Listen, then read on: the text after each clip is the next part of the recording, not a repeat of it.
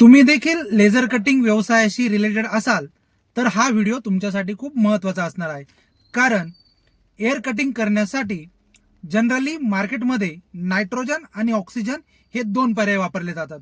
परंतु मित्रांनो, आपल्याला माहित आहे का, या व्यतिरिक्त अजून एक पर्याय आहे, तो म्हणजे एअर कटिंग. हो, आजचा हा व्हिडिओ आपण त्याच विषयावर आधारित बनवला आहे. पुढच्या 2 ते 3 मिनिटांमध्ये आपण या एअर कटिंग बद्दल डिटेलमध्ये समजून घेऊयात. Below 4 mm material, M S असो, एस एस असो किंवा आणखी कोणतंही मटेरियल असो, ते जर कट करायचं असेल तर मी तुम्हाला फोर्सफुली सांगेल की तुम्ही हे एअर कटिंगनेच केले पाहिजे. कारण मार्केटमध्ये generally below 4 mm material cut करण्यासाठी बरेच लोक नायट्रोजनचा पर्याय वापरतात. परंतु नायट्रोजन हे पर्यायाने खूप महाग आहे. जर एअर कटिंगला प्रति तास 150 ते 160 रुपये लागत असतील तर तेच नायट्रोजनसाठी 250 ते पावणे 300 रुपये लागू शकता. पण यामध्ये आपण जो एअर कॉम्प्रेसर सिलेक्ट करतोय तो खूप महत्वाचा आहे, ज्याचा वर्किंग प्रेशर हा प्रॉपर 16 बार असला पाहिजे.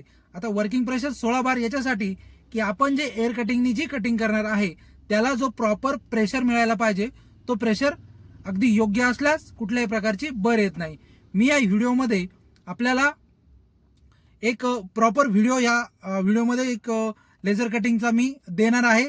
तो तुम्ही एकदा काळजीपूर्वक बघाल, त्याद्वारे आपल्याला समजेल की खरोखरच एअर कटिंगने मटेरियल किती स्मूथली आणि रॅपिडली कटिंग केले जाते. त्यासोबत एक 3 mm उदाहरणासाठी आपण एक 3 किलोवॅटची लेझर कटिंगसाठी कोणता कॉम्प्रेसर योग्य आहे ते या व्हिडिओच्या माध्यमातून समजून घेऊ. मित्रांनो, 3 किलोवॅटची लेझर कटिंग मशीन आहे. त्यासाठी 20 HP चा, हो प्रॉपर 20 HP चा कॉम्प्रेसर हा असायला हवा, ज्याचा वर्किंग प्रेशर हा 16 बार आहे. म्हणजेच प्रेशर ड्रॉप जरी झाला तो ऍक्च्युअल ऍप्लिकेशनला 15 ते 15.5 बार इतका आरामशीर पोहोचू शकेल. या सगळ्या ऑपरेशनसाठी पायपिंग हा खूप महत्वाचा फॅक्टर आहे. यासाठी पीपीआरची 1 इंचामध्ये पाईपलाईन करणं महत्वाचं आहे, जेणेकरून प्रेशर ड्रॉप होण्याची शक्यता खूप कमी आहे. एअर कॉम्प्रेसर सोबतच ड्रायरचा रोल देखील खूप महत्वाचा आहे. 51 CFM या व्हिडिओमध्ये 20 HP चा फिक्स स्पीड स्क्रू कॉम्प्रेसर आपल्याला दिसत आहे.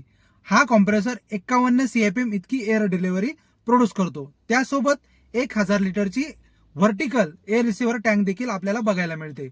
त्याचसोबत ड्रायर जो की 100 CFM चा आहे. कॉम्प्रेसर हा 51 CFM एअर डिलिव्हरी देतो, तर त्याचा ड्रायर जो आहे तो 100 CFM चा या ठिकाणी वापरलेला आहे. म्हणजेच कॉम्प्रेसरच्या एअर डिलिव्हरीपेक्षा ड्रायर साईज ही दुप्पट आहे, जेणेकरून जो काही मॉइश्चरचा जो काही पुढे जाण्याचा प्रमाण आहे तो आपण या ठिकाणी कंट्रोल करू शकतो. ड्रायर सोबत 3 फिल्टर आणि एक ऍक्टिव्हेटेड फिल्टर देखील या ठिकाणी आपल्याला माउंट केलेले बघायला मिळतात. अतिरिक्त फिल्टर याच्यासाठी की एअर मधून जे काही मॉइश्चर येतं ते मॉइश्चर आपल्या लेन्सला, लेझरच्या लेन्सला कुठल्याही प्रकारचं डॅमेज करू नये म्हणून अतिरिक्त या ठिकाणी ड्रायर देखील वापरलेले आहे. आपण बघू शकता की अगदी इझिली 4 mm चा मटेरियल, MS मटेरियल हा कॉम्प्रेसर कट करतोय.